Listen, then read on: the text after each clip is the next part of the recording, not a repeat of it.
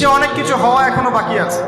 এখন যা দেখছি এগুলোই স্বপ্ন, এগুলো চলে যাবে, সময় কি হবে, চলে যাবে, আরো নতুন সময় আসবে ইনশাআল্লাহ তাআলা। আমাদের দায়িত্ব কি? আমাদের দায়িত্ব পরিস্থিতি বুঝে দিন ধরে রাখা, আমল করা এবং মানুষকে দিনের দিকে আহ্বান করা। আমরা যদি দায়িত্ব পালন না করি তাহলে কি হবে? আল্লাহ পাক আমাদেরকে সরিয়ে দিয়ে নতুন কওম নিয়ে আসবে। আল্লাহ পাক সূরা মুহাম্মাদে বলেছেন, ওয়া ইন তাতাওয়াল্লাউ, তোমরা যদি মুখ ফিরিয়ে নাও, ইয়াস্তাবদিল কওমান গায়রাকুম, আল্লাহ পাক নতুন কওমকে তোমাদের জায়গায় স্থলাভিষিক্ত করবেন। সুম্মা লা ইয়াকুনু আমসালাকুম, তারা তোমাদের মতো হবে না, মানে আমাদের মতো অপদার্থ হবে না। উম্মার বিজয়ের শর্ত কি?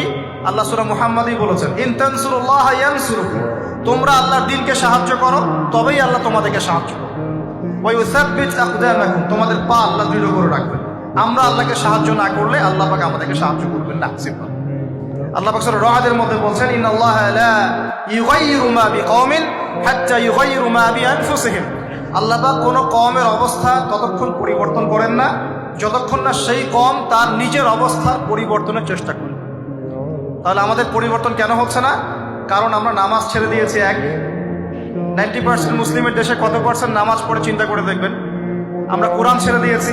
90% মুসলিমের দেশে কত পার্সেন্ট বিশুদ্ধ করে কোরআন তেলাওয়াত করতে পারে একটু খোঁজ নিয়ে দেখবেন।